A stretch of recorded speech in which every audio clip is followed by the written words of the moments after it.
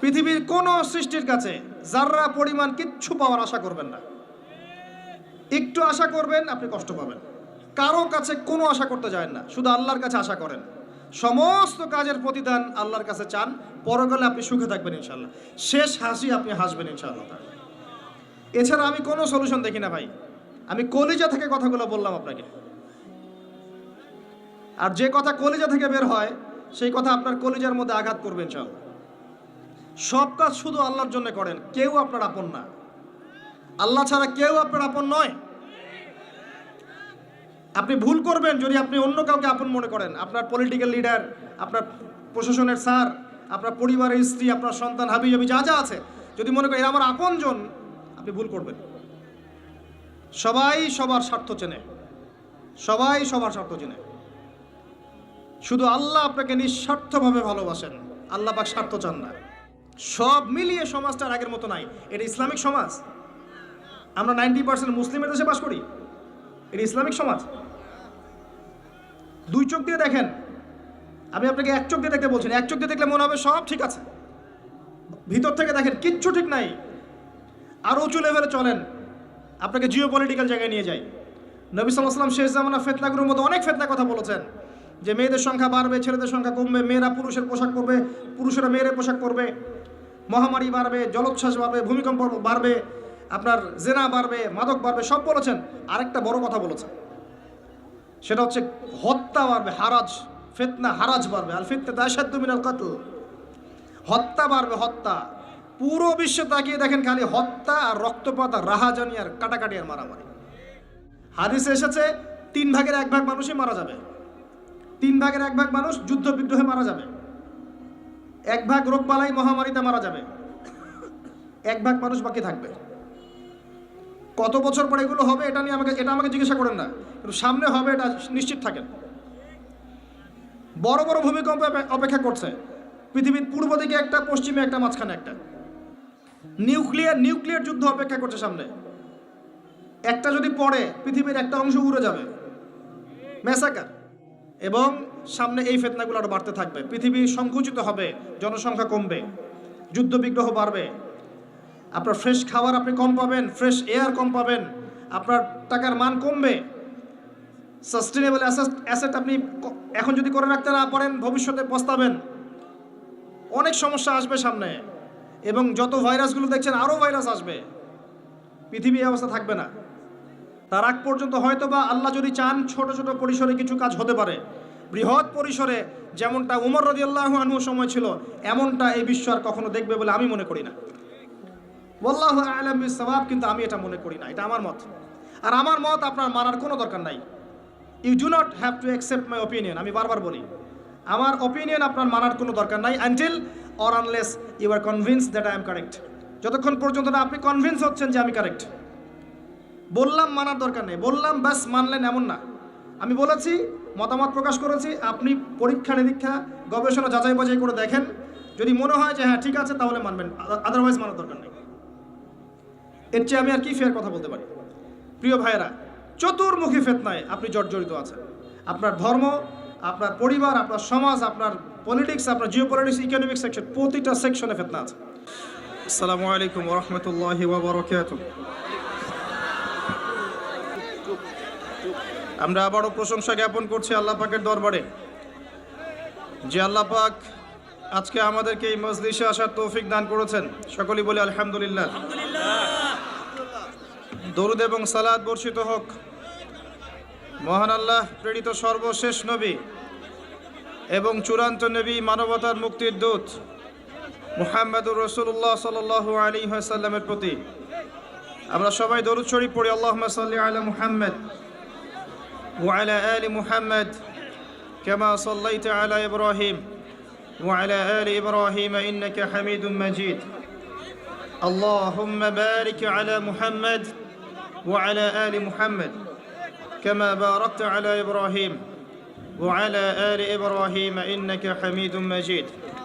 এই রাত 12:30টার সময় পুরো মাঠ ভর্তি করে মানুষ বসে আছেন দিনের কিছু কথা শোনার জন্য এবং জানার জন্যে।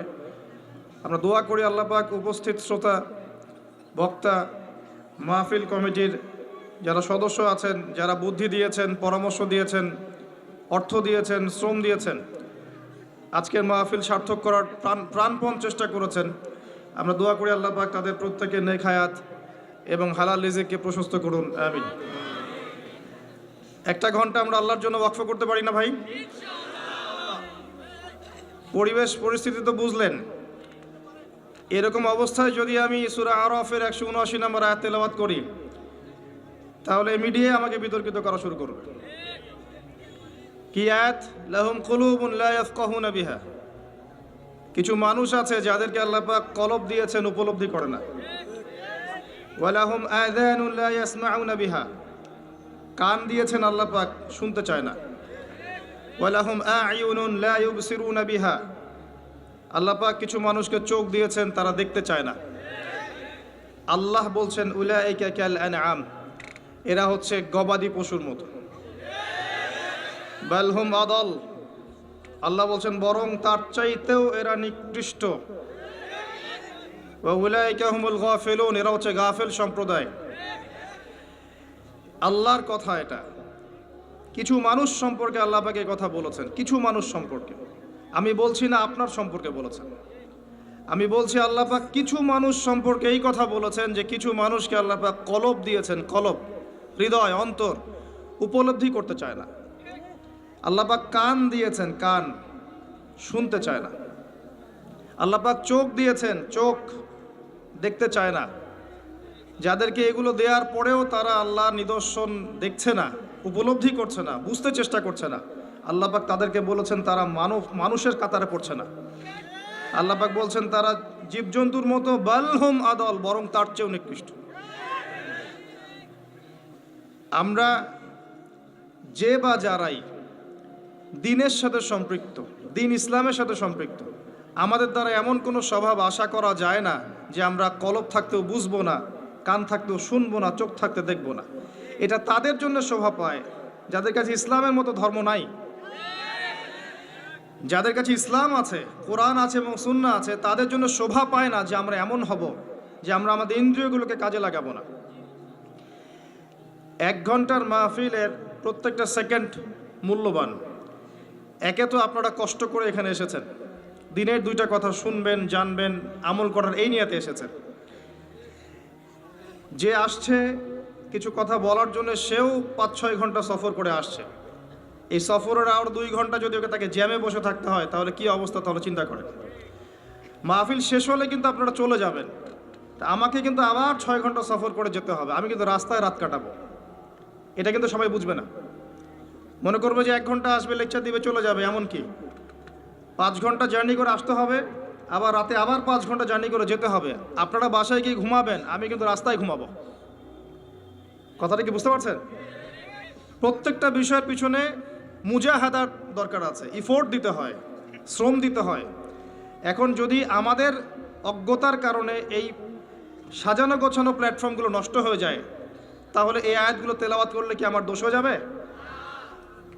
আমরা সুশৃঙ্খল জাতি, যেটা কমেন্ট দেওয়া হবে ফলো করবে, সিম্পল। মুসলিম জাতি এমন, সামি'না ওয়া আতা'না, শুনলাম মানলাম।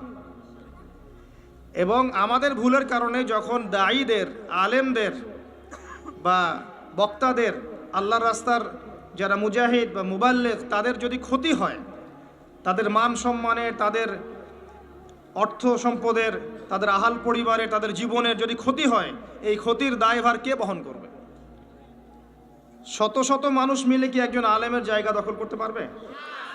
শত শত মিডিয়া কর্মী মিলে কি একজন আল্লাহর রাস্তার মুজাহিদের জায়গা দখল করতে পারবে? এত সহজ না সবকিছু। একজন আলেম হতে হলে অনেক পড়াশোনা করতে হয়, সময় দিতে হয়, শ্রম দিতে হয়, বাড়ি ছাড়তে হয়, স্ত্রী ছাড়তে হয়, বাবা মা ছাড়তে হয়, সব ছেড়ে আল্লাহর পথে পড়ে থাকতে হয়। তিলে তিলে তিলে তিলে একটা আলেম গড়ে ওঠে, একজন দায়ী গড়ে ওঠে, একজন মুজাহিদ গড়ে ওঠে। তাদেরকে যদি আপনারা জাতির সামনে অপদস্থ করেন, আলটিমেটলি দিনের ক্ষতি করছেন, দিনের কোনো উপকার করছেন না। এগুলো ভালো, যখন কিছু কিছু ইস্যু আসবে, এর পিছনের মৌলিক কারণগুলো সবার সামনে স্পষ্ট হয়ে যাবে। যখন আত্মহত্যা শব্দ এসেছে, তখন বাংলাদেশের লক্ষ লক্ষ যুবক সিরাতের কিতাব পড়া শুরু করেছে। আসলেই আছে কিনা দেখি তো। এই ওসিলায় লাখ লাখ যুবক আর রাহিকুল মাকতুম বইটা পড়েছে, আলহামদুলিল্লাহ। যখন কোরআন ইস্যু এসেছে তখন কোরআনুল কারীম বুঝে পড়ার দিকে বহু মানুষ ফোকাস করছে। তারা বলছে শুধু আমি তেলাওয়াত শিখবো না, আমি বুঝেও পড়বো ইনশাআল্লাহ।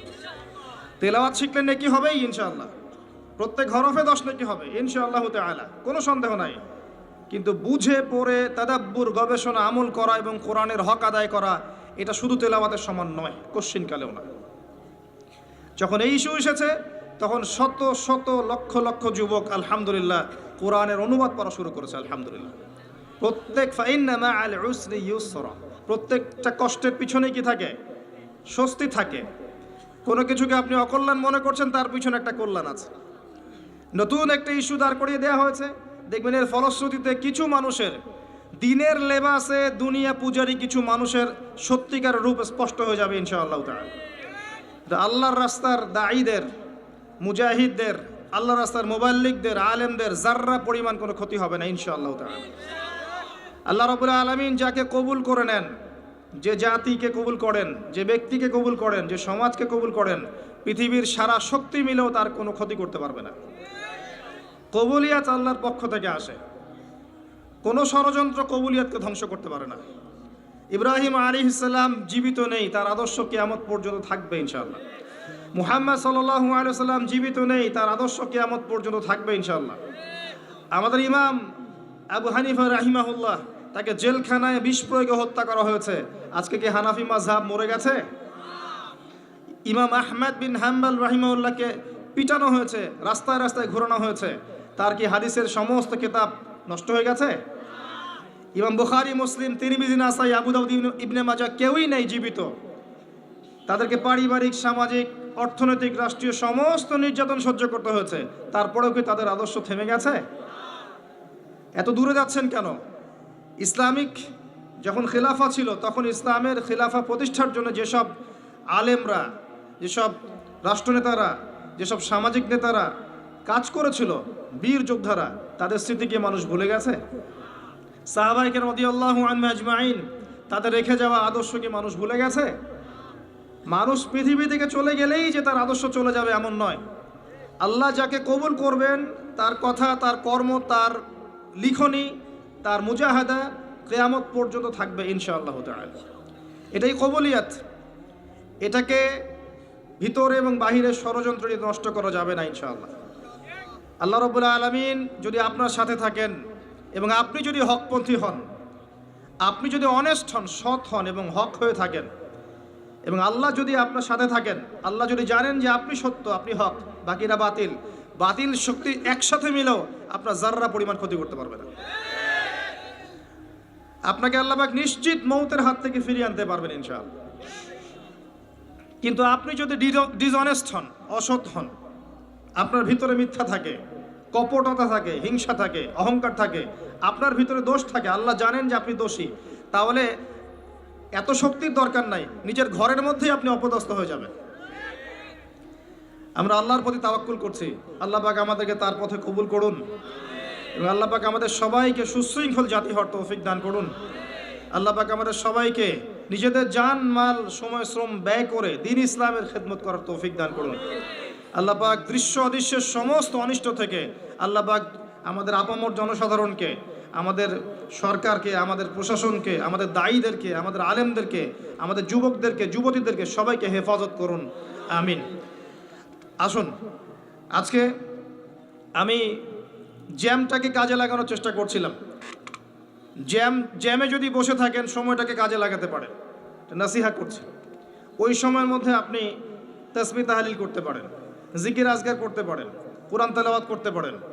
আজকে আমি ভাবছিলাম যে আপনাদেরকে কি বলবো, কি এমন বলবো যে কথাটা বললে 1 ঘন্টার মাহফিলের হকটা আদায় হবে। আমি এখানে বসে গাল গল্প কেচ্চা কাহিনী করতে পারি, যদি এই কাজটা করি তাহলে আদৌ এই মাহফিলের হক আদায় হবে না। হবে? আমরা বেশিরভাগ সময় এগুলোই করছি। মাহফিলে বসে আমরা যা করছি, কেচ্চা কাহিনী শোনাচ্ছি, গাল গল্প করছি, অলিক কথাবার্তা বলছি, একে অপরের সমালোচনা করছি, একটা কনস্ট্রাকটিভ লেকচার দেওয়ার চেষ্টা করছি না। একটা গঠনমূলক কথা বলতে 1 ঘন্টার দরকার হয় না আসলে, জানেন? বিদায় হজের ভাষণ নবী সাল্লাল্লাহু আলাইহি ওয়াসাল্লাম দিয়েছেন, দেন নাই? 15 থেকে 20 মিনিটের ভাষণ। কত মিনিট? হায়েস্ট হবে 15 থেকে 20 মিনিট বা আধা ঘন্টার ভাষণ। কয়েকটা ভাষণ ছিল, তার মধ্যে একটা মেজর ভাষণ আছে। এই আধা ঘন্টার ভাষণে নবী সাল্লাল্লাহু আলাইহি ওয়াসাল্লাম যা বলেছেন, আমি সারা জীবনে সে কথা বলে শেষ করতে পারবো না। আল্লাহু আকবার। গঠনমূলক কথা হলে, মৌলিক কথাগুলো যদি মানুষের কাছে বলা যায়, এত বেশি সময়েরও দরকার হয় না। আর একটা মাহফিলের মধ্যে সব বিষয় বলা তো সম্ভব না। সম্ভব? কিছু মৌলিক বিষয় উপস্থাপন করা সম্ভব, যেগুলো পরবর্তীতে আপনারা খুতবায় শিখবেন, দার্সে শিখবেন, আপনার তালিমে শিখবেন, অন্যান্য অনেক যে অপশনগুলো আছে এগুলোতে শিখবেন, বিস্তারিত মাহফিলে শিখবেন মৌলিক বিষয়গুলো। এতে করে জনগণকে ইসলামের ক্ষেত্রে উজ্জীবিত করে রাখা হয় যে ইসলাম এখনও টিকে আছে জমিনের মধ্যে, এবং ইমানের চর্চা হয়, রিচার্জ হয়। আমার জন্যও হয়, আপনার জন্য হয়। আল্লাহ পাক আমাদের সবাইকে ইমান তাজা করার তৌফিক দান করুন। চতুর্দিকে একটু তাকাবেন, এবং তাকানোর জন্য আমি আপনাকে বলবো 2টা চোখ খুলতে হবে। আমাদের কি 2 চোখ আছে? জি, আমাদের 2টা চোখ আছে। আমি যদি বলি আবু জেহেল, নাম শুনেছেন? আলী রাদিয়াল্লাহু আনহু, নাম শুনেছেন? আবু জেহেল নবী সাল্লাল্লাহু আলাইহি ওয়াসাল্লামের উপরে নাজিলকৃত কোরআনকে চিনতে পারলো না। পারলো? আলী রাদিয়াল্লাহু আনহু পারলেন। বাহ্যিকভাবে তাদের 2 জনের চোখে কি কোনো সমস্যা আছে? আবু জেহেল চোখে দেখতে পায়, আলী রাদিয়াল্লাহু আনহু পায়। 2 জনকে ডাক্তারের কাছে পাঠান, ডাক্তার বলবে 2 জনের চোখই সমান, কোনো সমস্যা নাই। ঠিক না ঠিক? কিন্তু আবু জেহেলের কোন চোখ অন্ধ, যেই কারণে সে সত্যকে চিনতে পারলো না? উত্তর দেন। কোন চোখ? কলবের চোখ। লাহুম কুলুবুন লা ইয়াফকাহুনা বিহা, এই যে কলবের চোখ। সর্বপ্রথম আমাদের কলবের চোখটাকে আগে জিন্দা করতে হবে, যদি আপনি চতুর্দিকের ফিতনাগুলোকে রিকগনাইজ করতে চান। শুধু বাইরের চোখ দিয়ে আপনি কোশ্চিন কালেও সব বুঝতে পারবেন না। বাইরের চোখ দিয়ে আপনি দেখবেন পরিবার সুন্দর আছে, পরিবারে বাড়ি হচ্ছে, গাড়ি হচ্ছে, টাকা পয়সা হচ্ছে, সব ঠিক আছে, পরিবার সুন্দর, মাশাআল্লাহ। বাইরের চোখ দিয়ে আপনি দেখবেন আপনি 5 ওয়াক্ত নামাজ পড়ছেন, জুমার দিন যাচ্ছেন, ঈদের দিন যাচ্ছেন, রমজান মাসে রোজা রাখছেন, সুযোগ পেলে হজ উমরা করছেন, আপনি মাশাআল্লাহ পাক্কা মুসলিম মনে হবে আপনার কাছে। বাহ্যিক চোখ দিয়ে দেখলে মনে হবে আমি ইকোনমিক লাইফে খুব ভালো, ব্যবসা করে খাচ্ছি, একটু সুদ না হয় খাচ্ছি, ঘুরিয়ে ফিরিয়ে এটাকে জায়েজ করে নিচ্ছি, একটু না হয় মানুষের সম্পদ নিয়েই নিলাম, তার জন্য দোয়া করে দিব, কি সমস্যা? বাহ্যিক চোখ দিয়ে দেখলে আপনার কাছে মনে হবে ঠিক আছে, আমি হালাল খাচ্ছি, হারামের লেশমাত্র নাই আমার রিজিকের মধ্যে। বাহ্যিক চোখ দিয়ে আপনি দেখলে মনে করবেন বিশ্ব এগিয়ে যাচ্ছে, বিশ্বের অর্থনীতি, রাজনীতি সব এগিয়ে যাচ্ছে, আপনার কাছে মনে হবে এমন, মনে হবে মানুষ পৃথিবী ধ্বংস হয়ে গেলে এরপর মঙ্গল গ্রহে গিয়ে থাকবে, তারপর আরেকটা গ্রহে থাকবে, তারপর আরেকটা গ্রহে থাকবে, মানুষের মৌত হবে না। এগুলো মনে হবে বাহ্যিকভাবে। বিশ্ব এগিয়ে যাচ্ছে, আমরাও এগিয়ে যাচ্ছি, এখন সায়েন্সের যুগ, টেকনোলজির যুগ, সায়েন্টিফিক রেভলিউশনের যুগ, একটা উন্নত সভ্যতা আমরা বাস করছি, আপনার কাছে মনে হবে যদি বাহ্যিক চোখ দিয়ে সব দেখেন। কিন্তু ভেতরের চোখ দিয়ে দেখলে আপনি বুঝতে পারবেন, বাহ্যিক জ্ঞান এবং ভেতরের চোখ দিয়ে দেখলে বুঝতে পারবেন প্রতিটা সেকশনে আপনি ফিতনায় জর্জরিত আছেন। আমি আপনাকে আজকে প্রথমে কিছু ফিতনার দিকে নিয়ে যাব, তারপরে আমি সলিউশনের দিকে আসার চেষ্টা করব কি করা যেতে পারে। যদিও আমি আপনাকে 100% সলিউশন দিতে পারবো না, কারণ আমার সেই জ্ঞানও নাই, সেই ইলম ও প্রজ্ঞা আমার মধ্যে নাই, এবং আমি নিজেকে যোগ্যও মনে করি না। প্রত্যেককে যার যার জায়গা থেকে ভাবতে হবে যে সলিউশন কি হতে পারে। কারো দিকে যদি তাকিয়ে থাকেন মুকাল্লিদের মতো আপনি ব্যর্থ হবেন, কারণ সবাইকে সঠিক পথ দেখানোর মতো মানুষের খুব অভাব এখন। যাদেরকে মনে হচ্ছে আপনার জাতির কাণ্ডারি, দাড়ি টুপির লেবাসে, ভিতরে ইসলাম নাও থাকতে পারে, আপনি জানেন না। অতএব নিজ নিজ ফিকির নিজেকে করতে হবে। প্রথমে আপনাকে আমি ধর্মের দিকে নিয়ে আসেন। আপাত দৃষ্টিতে আপনার কাছে মনে হচ্ছে আমরা সবাই ধার্মিক, মাশাআল্লাহ, আমরা নামাজ পড়ি, রমজানে রোজা রাখি, ইত্যাদি ইত্যাদি। আমি আপনাকে দেখাচ্ছি যে মুসলিমদের তাওহীদের মধ্যে এখন শিরকের ছড়াছড়ি। মুসলিম জাতি এখন তাকদিরে বিশ্বাস করে না অনেকেই। মুসলিমদের মধ্যে অনেকে বের হয়েছে যারা মুহাম্মদ সাল্লাল্লাহু আলাইহি ওয়াসাল্লামকে শেষ নবী হিসেবে মানে না। জি, আপনি অবাক হচ্ছেন, নাম শুনেন নাই? মুসলিমদের মধ্যে এমন অনেকে আছে যারা বলে আমরা মুসলিম, এমনকি বলে আমরা হানাফি মাযহাব ফলো করি, নাউযুবিল্লাহ। এবং এরপরে বলে যে মুহাম্মদ সাল্লাল্লাহু আলাইহি ওয়াসাল্লাম নবী ছিলেন, কিন্তু শেষ নবী না, আরও নবী আসতে পারে। দিন দিন তাদের অর্থনৈতিক ভিত্তি এত শক্তিশালী হয়েছে যে তারা জার্মানির মতো জায়গায় বসে কনফারেন্স করে ফেলেছে এবং বাংলাদেশের মাটিতে ওপেন মাহফিল করার পারমিশন চাচ্ছে। কোথায় আছেন আপনি? বাংলাদেশে এমনও মানুষ আছে যারা বলছে আমরা শুধু কোরআন মানি, হাদিস মানি না। জি, আপনি অবাক হচ্ছেন? আমি আপনাকে দেখাচ্ছি যে আপনাকে ধর্মের দিক থেকে শুরু করলাম, আপনাকে আমি নিয়ে যাব উপর লেভেল পর্যন্ত। কি পরিমাণ ফিতনা আপনি বসে আছেন, কি পরিমাণ ফিতনাময় পরিবেশে আমরা বসে আছি। দুই চোখটা দিয়ে দেখবেন, এক চোখ দিয়ে না। আর দুই চোখের কথা মনে পড়লেই একজনের কথা মনে পড়ে আমার। তিনি হচ্ছেন খিদির আলাইহিস সালাম। কি নাম? কোন সূরা আছে কথা? সূরা কাহফে আছে, বাসায় গিয়ে পড়বেন। নবী মুসা আলাইহিস সালাম একটা ভাষণ দিচ্ছিলেন, আর একজন উঠে দাঁড়িয়ে বললেন আপনি খুব চমৎকার ভাষণ দিচ্ছেন, আপনার চেয়ে কোনো জ্ঞানী মানুষ আছে পৃথিবীতে? নবী মুসা আলাইহিস সালাম বলেছিলেন না। আল্লাহ পাক ধরলেন তোমার চেয়ে জ্ঞানী মানুষ আছে, তার নাম খিদির। নবী মুসা আলাইহিস সালাম বললেন কোথায় কোথায় তিনি? আমাকে ঠিকানা দেন, আমি তার সাথে সাক্ষাৎ করব, আমি তার কাছে জ্ঞান শিখব। তিনি সফর করলেন, অনেক লম্বা সফর। আল্লাহ পাক বললেন যেখানে দুইটা সাগর মিলিত হবে সেখানে তুমি তাকে পাবে। গিয়ে দেখলেন তিনি সেখানে বসে আছেন। বললেন আমি আপনার কাছে জ্ঞান শিখতে চাই। খিদির আলাইহিস সালাম বললেন তুমি আমার সাথে ধৈর্য ধরতে পারবে না। সুবহানাল্লাহ। তিনি বললেন ইনশাআল্লাহ আমি ধৈর্য ধরবো, আমাকে সাথে নেন। আচ্ছা ঠিক আছে চলো। যেতে যেতে নৌকা ফুটা করে ফেললেন। কে ফুটা করলেন? খিদির আলাইহিস সালাম। আর একটু সামনে গিয়ে একটা বাচ্চাকে হত্যা করলেন। আর একটু সামনে গিয়ে একটা দেয়ালকে নির্মাণ করলেন কোনো পারিশ্রমিক ছাড়াই। প্রত্যেকটা বার মুসা আলাইহিস সালাম বললেন এটা কেন করছেন, এটা কেন করছেন, এটা কেন করছেন। আর খিদির আলাইহিস সালাম কারণ পরে ব্যাখ্যা করলেন যে মুসা তোমার সাথে আমার আর পথ চলা হলো না, তবে কারণটা আমি বলে দিচ্ছি। কারণ হচ্ছে নৌকা এই কারণে ফুটা করেছি, না হলে জলদস্যু নৌকা নিয়ে যেত। এই বাচ্চাকে হত্যা না করলে বাচ্চা বড় হয়ে বড় কাফের হতো, এবং দেয়াল নির্মাণ না করলে ওই দেয়ালের নিচে দুইজন এতিম বালকের পৈতৃক সম্পত্তি আছে, এটা মানুষ নিয়ে চলে যেত। বাহ্যিক চোখ দিয়ে মুসা আলাইহিস সালাম সব বুঝতে পারেননি, পেরেছেন? অন্তর্দৃষ্টি দিয়ে আল্লাহর নূর দিয়ে খিদির আলাইহিস সালাম দেখেছেন, তিনি বুঝতে পেরেছেন আসল ঘটনা কি। এটাই বলছি আপনাকে, প্রত্যেকটা মুসলিমকে এখন খিদির হতে হবে আলাইহিস সালাম।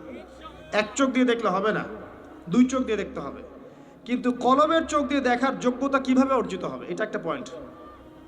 প্রথম কথা হচ্ছে মনের মধ্যে থেকে হিংসা দূর করতে হবে, মনের মধ্যে থেকে খারাপ রিয়া, অহংকার, খারাপ রিপু দূর করতে হবে। তাস্কি, আত্মশুদ্ধি লাগবে। মনের ভিতরে কারো জন্য কোনো বিদ্বেষ রাখা যাবে না। মনটা হতে হবে পবিত্র, সফট, সবার জন্য শুভাকাঙ্ক্ষী। সবার জন্য শুভাকাঙ্ক্ষী বলে যে আপনি হক কথা স্পষ্ট করে বলবেন না এমন নয়, হক হকই বলবেন। যদি বাতিলের গায়ে লাগে কিচ্ছু করার নাই। যদি সারা দুনিয়ার মানুষ মিথ্যা কথা বলে আপনার সত্য বলার সাহস থাকা চাই, তখন কলবে নূর আসবে ইনশাআল্লাহ। দ্বিতীয় বিষয় হচ্ছে বেশি বেশি মৌতের স্মরণ, পরকালের স্মরণ, কোরআন তেলাওয়াত, আল্লাহর জিকির করা, আল্লাহর কাছে দোয়া করা। মনটা নরম হবে, তাসকিয়া হবে ইনশাআল্লাহ তাআলা। আল্লাহ নূর আপনার কলবে আসবে, আপনি খিদির আলাইহিস সালামের মতো দুই চোখ দিয়ে বিশ্বকে দেখতে পারবেন ইনশাআল্লাহ আযজা ওয়া জাল্লা। এবার আপনি ওই দুই চোখ দিয়ে দেখেন, মুসলিমদের মধ্যে বহু মানুষ এখন মুহাম্মদ সাল্লাল্লাহু আলাইহি ওয়াসাল্লামকে শেষ নবী হিসেবে মানে না। বলে নাউজুবিল্লাহ। মুসলিমদের মধ্যে এমন অনেক মানুষ আছে যারা বলে এখন কোরআন মানি, হাদিস মানি না।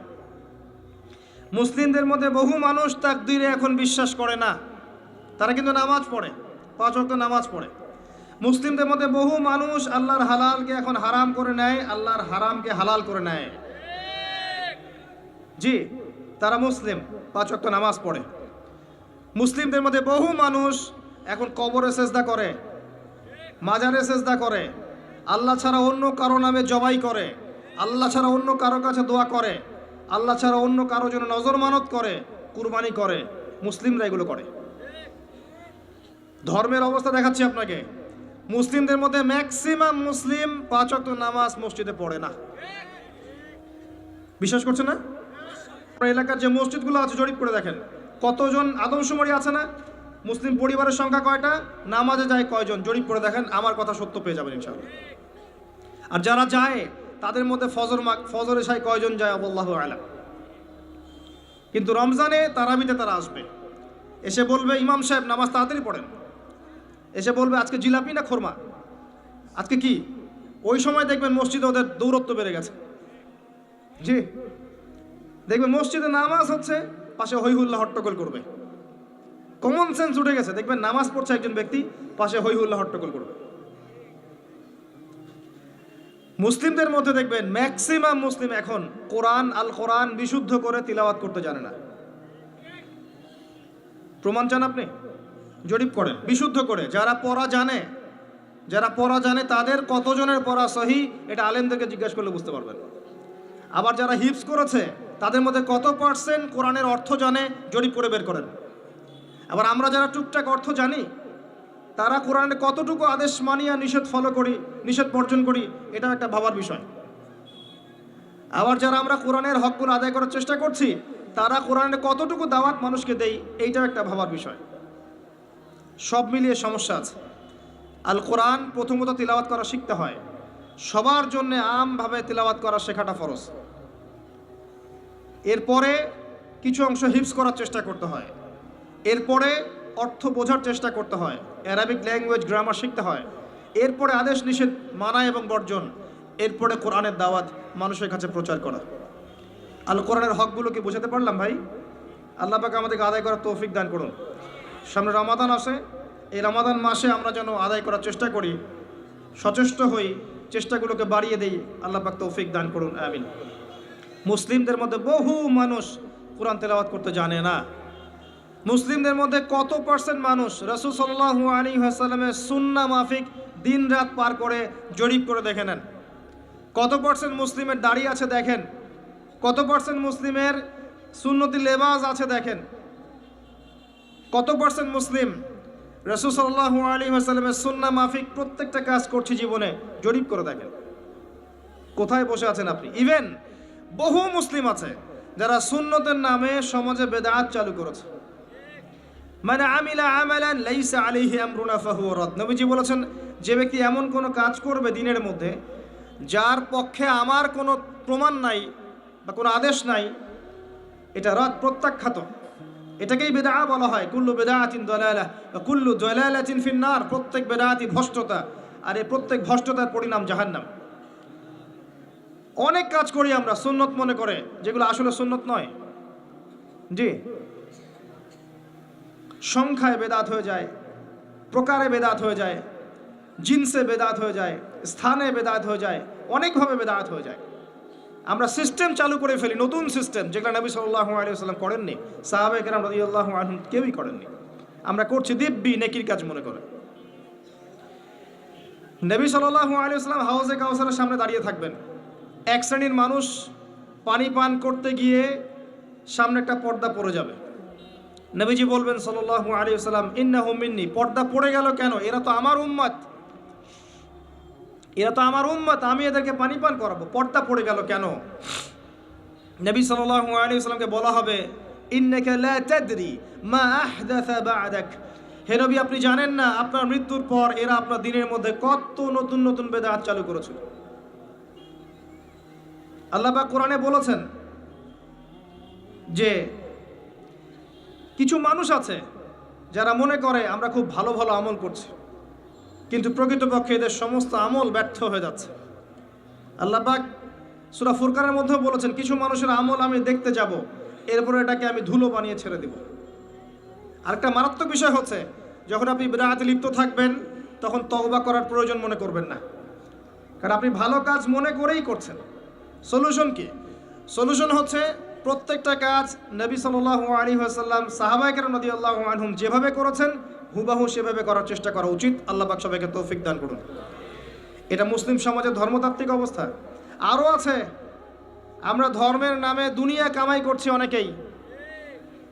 ধার্মিকদের অবস্থা বলছি, ধর্মকে ইউজ করে আমরা দুনিয়া কামাই করছি। অনেক ধার্মিক আছে দাড়ি টুপি লেবাস নিয়েও বোনের সম্পত্তির অধিকার দিচ্ছি না, আছি, মেয়েদেরকে অধিকার দিচ্ছি না, তাদের শিক্ষার জন্য কোনো প্রচেষ্টা চালাচ্ছি না, তারা যদি দিন শিখতে চায় প্রতিবন্ধকতা সৃষ্টি করছি। অনেকেই আছে, অনেকে আছি নামাজ রোজা করার পরেও, নামাজ রোজা হজ জাকাত এগুলো করার পরেও সুদ ঘুষ জেনা ব্যভিচার দুর্নীতি ছাড়তে পারছি না, আছি। আপনাকে ধর্মতাত্ত্বিক ফিতনা দেখাচ্ছি। আরও আছে যারা ধর্মকে লিড দিচ্ছে, তাদের মধ্যে গিয়ে দেখবেন শতটা বিভক্ত দলাদলি আছে। প্রত্যেকেই দাবি করছে আমি হকপন্থী, আসো আমার দলে আসো, ফর্ম পূরণ করো, জান্নাতে চলে যাও, জান্নাতের ডিলার আমি, লিজ লাগলে নিয়ে যাও। কথা কি বোঝা যায়? সবার দলিল একটাই, মান আলাইহি ওয়া আসহাবি, আমি যার উপরে আছি, সাহাবীরা যার উপরে আছে, সবাই একই কথা বলছে।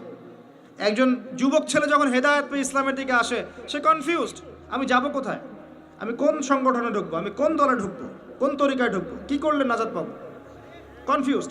যার কাছে যায় সে বলে আমি হক, ডাক্তারদের মতো অনেকটা, প্রেসক্রিপশন নিয়ে যাবেন, এক শ্রেণীর ডাক্তারের কথা বলছে, বলবে যে ওই ডাক্তারের কাছে গিয়েছেন, ও তো পারে না, এগুলো খান। জি, দেখবেন খুব কম ডাক্তারকে দেখেছি আমি জীবনে যে অনেস্টলি বলে হ্যাঁ এই ভালো ওষুধ দিয়েছে, এগুলো খান, এর সাথে এটাও খান। আমাদের ক্ষেত্রে সেম, ওই আলেমের কাছে গিয়েছো, তার তো এই সমস্যা, তার তো সেই সমস্যা, আমাদের কাছে আসো, এখানে আসো। আবার ওখানে যাবেন, বলবে যে কোথায় গিয়েছো, ওখানে গিয়েছিলে, তার তো ওই সমস্যা, তার তো ওই সমস্যা, এখানে থাকো। এই করতে করতে আপনি হক খুঁজেই পাবেন না।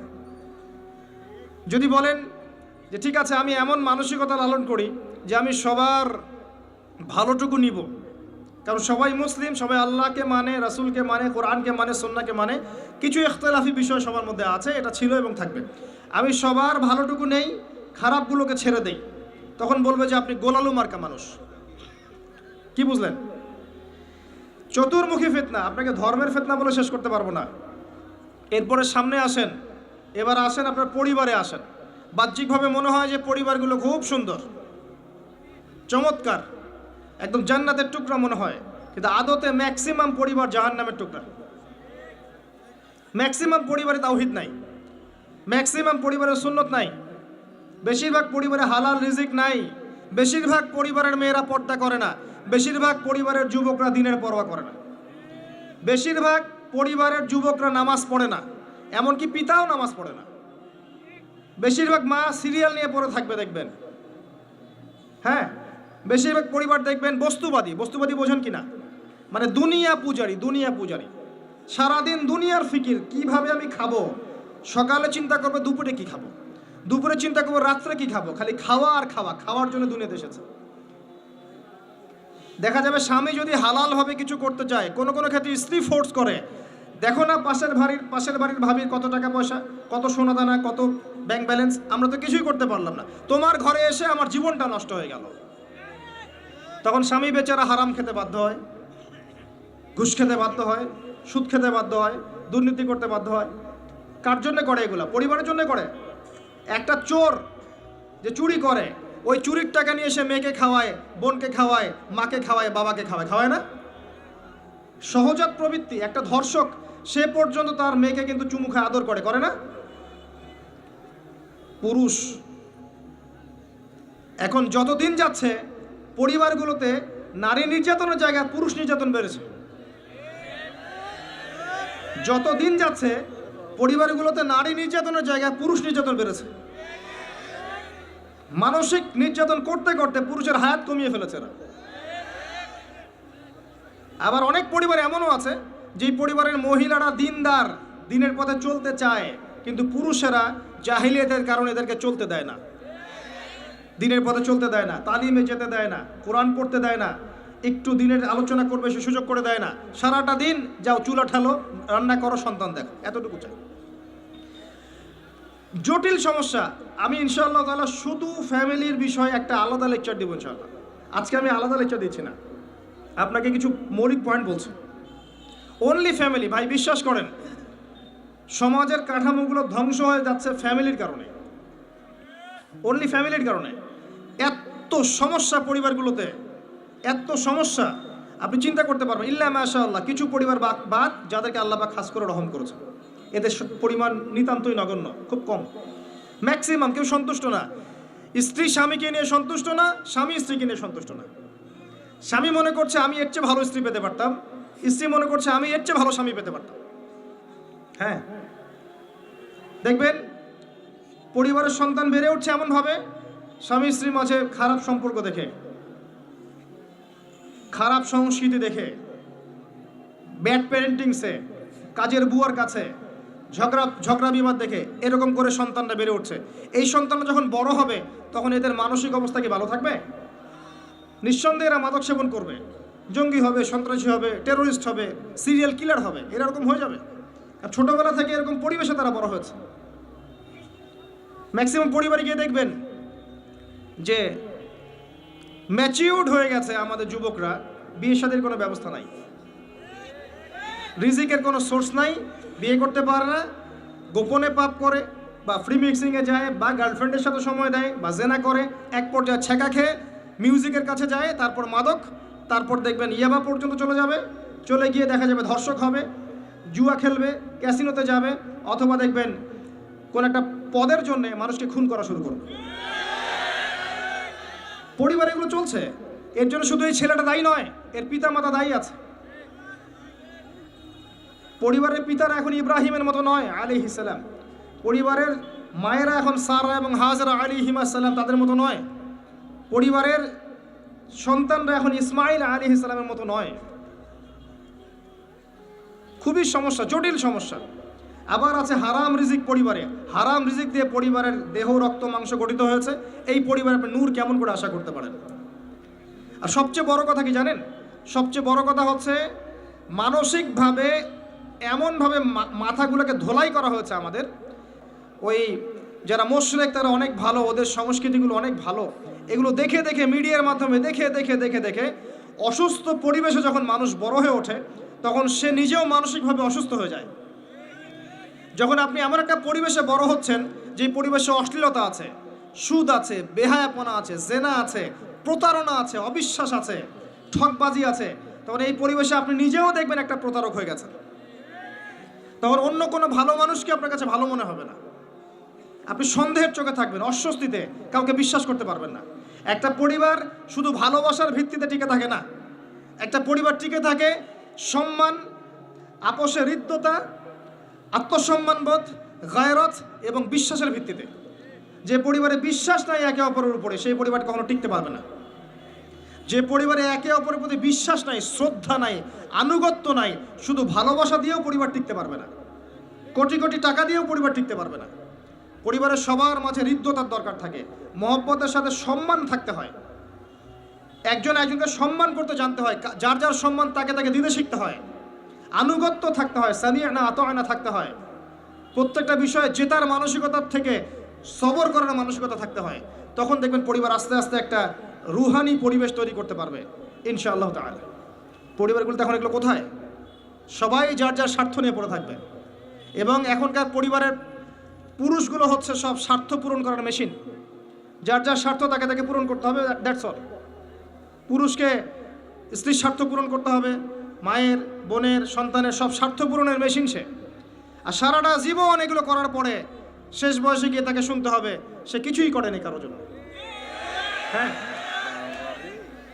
এগুলো বাস্তব। কোথায় আছেন আপনি?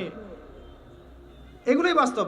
আর দেখবেন সারাটা জীবন তাদের অভাব পূরণ করতে, চাহিদা পূরণ করতে এর হায়াতটাই শেষ করে ফেলেছে, দিনের জন্য কিছু করার সুযোগ হয়ে ওঠে নাই।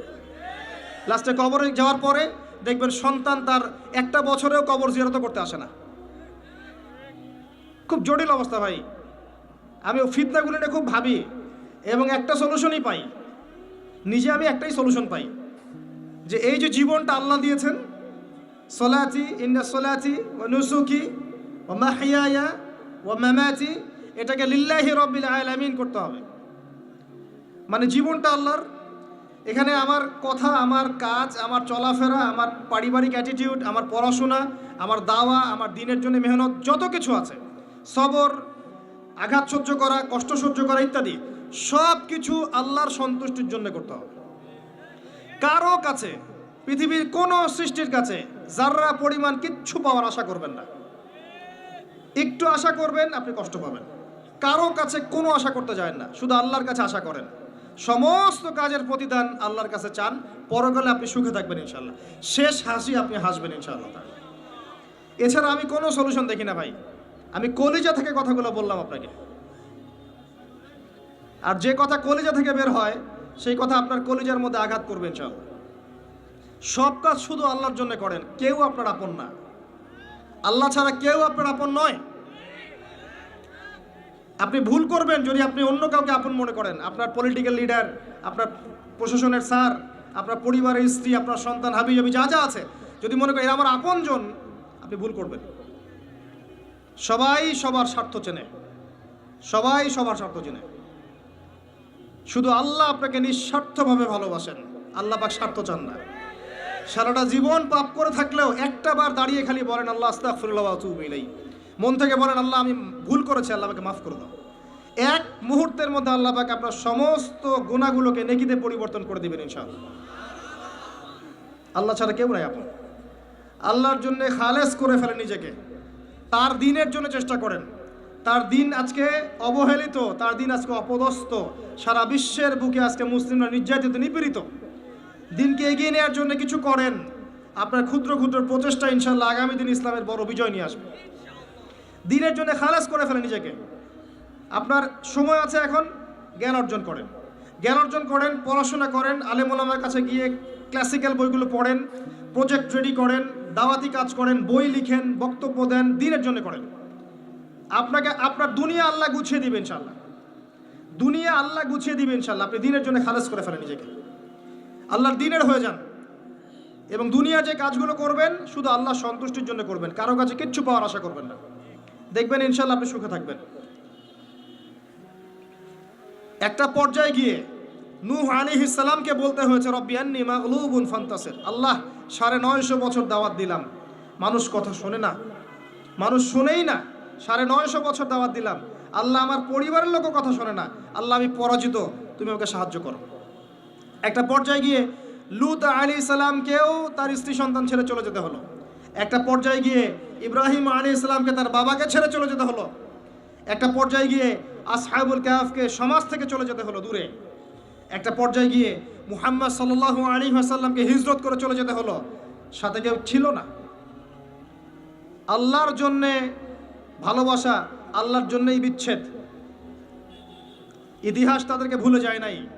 তো একটা পর্যায়ে গিয়ে মানুষ যখন আর পারে না, তখন প্রয়োজনে একা আল্লাহকে নিয়ে থাকতে হয়। এটাই আল্লাহ পাকের মারিফতের সর্বোচ্চ লেভেল। আল্লাহকে নিয়ে থাকেন, ইনশাআল্লাহ আপনি ভালো থাকবেন। রাসূলকে নিয়ে থাকেন, ভালো থাকবেন।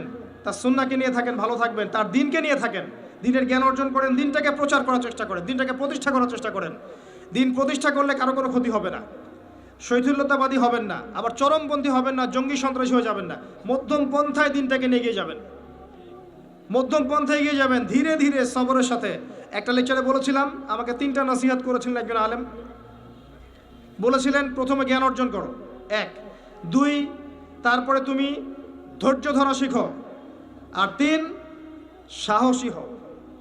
ভীরু কাপুরুষের জন্য জান্নাত নয়, তিনি বলেছিলেন। অতএব এভাবে চিন্তা করলে আপনি ইনশাআল্লাহ দুনিয়াতে ঠকবেন না, বা দুনিয়াতে ঠকলেও পরকালে আপনি জিতবেন ইনশাআল্লাহ। পরকালে আল্লাহ পাক আপনার প্রতিটা কষ্টের প্রতিদান দিবেন ইনশাআল্লাহ আযজা ওয়া জাল। আসুন আমরা সবাই যার যার জায়গা থেকে আল্লাহর হয়ে যাই, আল্লাহর জন্য নিজেকে খালেস করে দিই। আর আল্লাহর ভালোবাসা পেতে চাইলে তার রাসূলের আনুগত্য করতে হবে, তার সুন্নাহ মাফিক চলতে হবে। আল্লাহ পাকের ফরজ ওয়াজিবকে ভালোবেসে আদায় করেন, বিরক্ত হয়েন না। নামাজের আজান হচ্ছে, বিরক্ত হয়ে যায় না, ভালোবেসে নামাজে যান। যে আল্লাহ আমার কাছে একটা ইবাদত চেয়েছেন, আমার রব, আমার সৃষ্টিকর্তা আমাকে একটা সুযোগ দিয়েছেন, আমার কাছে একটা ইবাদত চেয়েছেন, সিজদা চেয়েছেন। আল্লাহ আমার কাছে কি আর চেয়েছেন? তাওহীদ চেয়েছেন, সুন্নত চেয়েছেন, হালাল খাই এতটুকু চেয়েছেন, সাধ্যমতো দিনের খেদমত করে এটা চেয়েছেন। আল্লাহ পাক আমার জন্য জান্নাত রেখেছেন, আমি আল্লাহর জন্য করব না? আল্লাহ পাকের কাজগুলো ভালোবেসে করেন, আল্লাহ পাকে কাছে পাবেন ইনশাআল্লাহ তাআলা। দেখবেন যদি আপনি আল্লাহর হয়ে যান, আপনি মনে মনে কিছু চাইবেন, হাত উঠিয়ে চাওয়ার আগে আপনার সামনে আল্লাহ পাক সেটা হাজির করে দেবেন ইনশাআল্লাহ। বিশ্বাস হচ্ছে না আপনার কথা, আমার কথা? আমার জীবনে শত শতবার এই ঘটনা ঘটেছে। মনে মনে চিন্তা করছি যে এটা দরকার, এটা হলে ভালো হতো, এমনকি এমনও চিন্তা করছি এটা খেতে ইচ্ছা করছে, সামনে গিয়ে দেখে হাজির। একটা কথা মিথ্যা বানিয়ে বলছি না, আল্লাহর কসম। এমনও হয়েছে যে আমি মনে মনে চিন্তা করেছি যে এটা খেতে ইচ্ছা করছে, খেতে পারলে ভালো লাগতো, যেখানে গিয়েছি দেখি সেই বাড়ির মালিক সেটা সার্ভ করেছে। এমন একটা ঘটনা আপনাকে বলি যে আমি এক জায়গায় যাচ্ছি, জিজ্ঞাসা করছি যে কি রান্না করছে, বলছে খিচুড়ি রান্না করছে। ঠিক আছে, খুব খুশি, খিচুড়ি খাবো বাসায় গিয়ে। কোনো একটা কারণে রাস্তায় আমার একটা বিপদ হলো, বিপদ হওয়ার পরে আমি বাসা যেতে পারলাম না, কোনো একটা জায়গায় আমাকে থাকতে হলো অল্প সময়। সেখানে আমার পরিচিত তিনি ভাই, সে আমাকে বলছে কিছু খেয়ে নেন। ঠিক আছে, কি আছে নিয়ে আসেন। খাবার নিয়ে আসা হলো, দেখলাম খিচুড়ি। কথা কি বুঝতে পারছেন?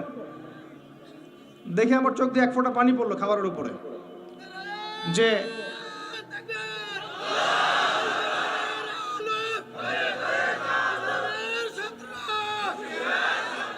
দাঁড়ান, আল্লাহ পাক এতই কাছে, এতই কাছে। যদি আপনি আল্লাহর হয়ে যান, আল্লাহর জন্য খালেস করে ফেলেন নিজেকে, আপনি দেখবেন আপনি যা চাচ্ছেন আল্লাহ পাক আপনার মনের কথা শুনে নেবেন, আপনার সামনে হাজির করে দিবেন ইনশাআল্লাহ। কিচ্ছু ভাববেন না, আল্লাহকে ছাড়া কোনো দিকে ভাবার দরকার নাই। আল্লাহর দিন আজকে একটা চরম অবমাননাকর জায়গার মধ্যে আছে, আপনি বুঝতে পারছেন না। দুই চোখ দিয়ে দেখেন, সারা বিশ্বের প্রেক্ষাপটের সাথে মুসলিমদের অবস্থা মেলান, দেখবেন আমরা আর সে আগের জায়গায় নাই। আমাদের অবস্থা এখন ভালো নয়, প্রত্যেকটা দিক থেকেই ভালো নয়। ধর্মের ক্ষেত্রে নাই, ইকোনমিক্সে না, পলিটিক্সে না, জিও পলিটিক্সে না, সোশ্যালি না, সংস্কৃতিতে না, কোনো ক্ষেত্রেই নাই। আমরা সে আগের জায়গায় নাই এখন আর। এই জায়গায় রিগেইন করতে হলে আমাদেরকে বেসিক কাজগুলো করতে হবে। আবার নামাজি হতে হবে, আমাদেরকে আবার রোজা রাখতে হবে, আবার দিনের খেদমতের চেষ্টা করতে হবে, কোরআন শিখতে হবে, আবারও সুন্নায় ফিরে আসতে হবে। ইনশাআল্লাহ তাআলা দেখবেন আস্তে আস্তে আস্তে আস্তে এমন প্রজন্ম গড়ে উঠবে যারা ইসলামের পতাকা নিয়ে সামনে এগিয়ে যাবে ইনশাআল্লাহ। আসেন, আপনাকে আমি পারিবারিক বিষয়গুলো আর বেশি বলতে চাচ্ছি না আজকে। আরেকদিন ইনশাআল্লাহ আমি টোটাল লেকচারটাই আদর্শ ইসলামিক পরিবার এবং সমকালীন ফিতনাগুলোর উপর দিব ইনশাআল্লাহ। সামনে যান। ফিতনা আপনার অর্থনীতির মধ্যেও আছে। খুব কম মানুষ আছে আমাদের এখানে যারা অর্থনৈতিক জীবনে হালাল খাচ্ছে, ম্যাক্সিমাম সুদ খাচ্ছে। অনেকেই ঘুষ খাচ্ছি আমরা, অনেকেই দুর্নীতি করছি, অনেকে ঠকবাজি করছি, অনেকে মানুষের হক নষ্ট করছি না? কারো রিজিকে যদি একটা টাকা এরকম হারাম চলে আসে, এই রিজিক দিয়ে আল্লাহর ইবাদত করলে ইবাদত কবুল হবে না। খুব সাবধান। নবীজি আগেই বলেছিলেন সাল্লাল্লাহু আলাইহি ওয়াসাল্লাম, যে সুদ খায়, যে সুদ দেয়, যে সাক্ষী থাকে, যে লিখে রাখে, সবাই সমান অপরাধী। দিব্যি আমরা খাচ্ছি। নবীজি বলেছিলেন সাল্লাল্লাহু আলাইহি ওয়াসাল্লাম, যেটা মায়ের সাথে জেনা করার মতো অপরাধ এবং আল্লাহ এবং তার রাসূলের সাথে যুদ্ধ করার মতো অপরাধ, দিব্যি আমরা খাচ্ছি, দিব্যি খাচ্ছি, পরোয়াই নাই কোনো। এক দিরহাম সুদ খেলে নবীজি বলেছেন সাল্লাল্লাহু আলাইহি ওয়াসাল্লাম 36 বার জেনার পাপ হয়, 36 বার। দিব্যি খাচ্ছে, কোনো পরোয়া নাই। তবে আলহামদুলিল্লাহ এখন এই কথাগুলো শুনে অনেক মানুষ সুদি কারবার থেকে সরে এসেছেন, আমি জানি। আমি দোয়া করি মন থেকে আল্লাহ পাক তাদেরকে বেহিসাব রিজিক দান করুন। রিজিকের মালিক কে ভাই? আমি যদি মনে করি যে আমি সুদি কারবার না ছাড়লে আমার রিজিক কমে যাবে, তাহলে আমি মনে করছি রিজিকের মালিক আমি নিজেই, তাই নয় কি? আল্লাহর উপর তাওয়াক্কুল করে ছেড়ে দিয়ে দেখেন, আল্লাহ পাক আপনার জন্য আসমান জমিনের বরকতের দরজা খুলে দেবেন ইনশাআল্লাহ। বিশ্বাস করছেন না আমার কথা? রিজিক কার হাতে? সমুদ্রের নিচে কোটি কোটি মাখলুক আছে, কে খাওয়ায়? এই জমিনের উপরে কোটি কোটি কীটপতঙ্গ আছে, কে খাওয়ায়? আপনি কি 10টা হাতির দায়িত্ব নিতে পারবেন? এই শত শত হাতিকে কে খাওয়ায়? গবাদি পশুকে কে খাওয়ায়? জীবজন্তুকে কে খাওয়ায়? এই পৃথিবীতে কোনো মানুষ না খেয়ে মারা যেত না যদি তারা আল্লাহর বিধান অনুযায়ী অর্থনৈতিক জীবন পরিচালিত করত। যদি ওরা সুদ না খেত, সুদ খাওয়ার পর রিজিক কমে গেছে, আর তারা যদি যাকাতটা ঠিক মতো দিত, তাহলে দেখতেন দারিদ্রতা বলে কিছু থাকতো না। ধনী গরিব থাকতো, কিন্তু সবাই একটা সাম্যাবস্থায় থাকতো, কেউ একেবারে নিষ্পেষিত হতো না। কারণ যাকাত এবং ব্যবসার মধ্য দিয়ে টাকা পয়সা ঘুরতে থাকে, এক হাত থেকে আর এক হাতে যেতে থাকে। আর রিবার মধ্য দিয়ে টাকা পয়সা এক শ্রেণীর মানুষের হাতে চলে যায়, ধনীদের হাতে চলে যায়, আর গরিবরা আস্তে আস্তে দারিদ্রতার অতল তলে যেতে থাকে। আপনার অর্থনৈতিক জীবন ঠিক নাই, দেখবেন এখানে ফিতনার শেষ নাই। অন্যদিকে আসেন, আপনি সামাজিকভাবে দেখেন, সামাজিক জীবনে ফিতনার শেষ নাই। খেয়াল করে দেখেন, আত্মীয়তার সম্পর্কগুলো নষ্ট হয়ে যাচ্ছে। খেয়াল করে দেখেন, এখন টাকার জন্য সন্তান বাবাকে হত্যা করে, সন্তান মাকে হত্যা করে, ভাই ভাইকে হত্যা করে, বোন বোনকেও হত্যা করছে। প্রতিবেশীর হক আমরা দিতে পারছি না, আত্মীয়তার হক দিতে পারছি না। জমি নিয়ে দ্বন্দ্ব, বাড়ির সীমানা নিয়ে দ্বন্দ্ব, ব্যবসা নিয়ে দ্বন্দ্ব, দ্বন্দ্বের শেষ নাই। এটা সোশ্যাল জীবনে হচ্ছে। আবার ইকোনমিক সেকশনে এমনও হচ্ছে, ব্যবসা করছি হালাল মনে করে, এখানে সুযোগ বুঝে সিন্ডিকেট করছি, মজুদদারি করছি, ইচ্ছা করে দাম বাড়িয়ে দিচ্ছি, মানুষকে বিব্রত করছি, গভর্নমেন্টকে বিব্রত করছি, এগুলো আমরা কৃত্রিম সংকট তৈরি করছি, মাপে কম দিচ্ছি, ব্যবসা করছি মাপে কম দিচ্ছি। অমুসলিম ব্যবসা করছে মাপে সঠিক দিচ্ছে, অমুসলিম ব্যবসা করছে মাপে সঠিক দিচ্ছে। অমুসলিম ব্যবসায়ী সিন্ডিকেট করছে না, একজন হিন্দু ব্যবসায়ী আল্লাহ পাক তাকে হেদায়েত করুক, সে মাপে কম দিচ্ছে না, সিন্ডিকেট করছে না, কৃত্রিম সংকট তৈরি করছে না, মুসলিমরা করছে। রমজান মাসকে কেন্দ্র করে মুসলিমরা ব্যবসা করে নিচ্ছে, সুবহানাল্লাহ। আর মানুষ সামান্য নিত্য প্রয়োজনীয় দ্রব্যের জন্য ট্রাকের পিছনে দৌড় দিচ্ছে। কি একটা দৃশ্য, সুবহানাল্লাহ। এর ফলাফল আপনি পাবেন, মানুষের হক নষ্ট করার ফলাফল পাবেন। কিয়ামতের মাঠে এর বিচার না করে আল্লাহ পাক ছাড়বেন না। এত সহজ না কোনো কিছু। আল্লাহ পাক কিয়ামতের মাঠ রেখেছেন, রাখার দরকার ছিল, না হলে কোনো জালেমের বিচার হতো না। যত জালেম এই পৃথিবীতে পার পেয়ে গেছে, কিয়ামতের মাঠে কেউ পার পাবে না। এই জন্য আল্লাহ পাক কিয়ামতের মাঠ রেখেছেন এবং এটা রাখা উচিত ছিল। আল্লাহ পাক শুধু গফুর রহিম নন, আল্লাহ পাক হচ্ছেন আদেল, ন্যায় বিচারক। আল্লাহ পাকের আদালত আছে। সোশ্যাল লাইফে আরো দেখবেন, যুব সমাজকে তাকাবেন, দেখবেন ম্যাক্সিমাম যুবক এখন মাদকের সাথে সম্পৃক্ত। মাদক বলতে আমি সিগারেটকেও বুঝিয়েছি। কয়টা ছেলে পাবেন স্মোক করে না? এখান থেকে শুরু করে আস্তে আস্তে গাঁজা, ফেন্সিডিল, ইয়াবা পর্যন্ত চলে যায়। ক্যাসিনোতে রাত কাটায়, জুয়া খেলে, দেখবেন আপনি মেয়ে নিয়ে ফুর্তি করছে, জেনা করছে। সমাজের দিকে তাকান, বেশি বেশি জেনা বেড়েছে। পাড়ায় পাড়ায়, মহল্লায় মহল্লায় জেনা, জেনা আর জেনা। আর কিভাবে বললে আপনারা বুঝবেন? এর উপরে আরো আছে। এর উপরে মেয়েরা আবার জিন্স গেঞ্জি পরে ঘুরছে, বেহায়াপনার মতো ঘুরছে। রাস্তাঘাটে, অফিসে, শপিং মলে, বিমানবন্দরে, যে কোনো জায়গায় আপনি যান, দেখবেন মেয়েরা নগ্ন হয়ে ঘুরছে, কাপড় পরে নগ্ন। কারণ হয়নি যে একেবারে কোনো ড্রেসই নাই। নবীজি বলেছেন নিসাউন কাসিয়াতুন আরিয়া, এমন এক শ্রেণী মহিলা আসবে যারা কাপড় পরেও নগ্ন থাকবে।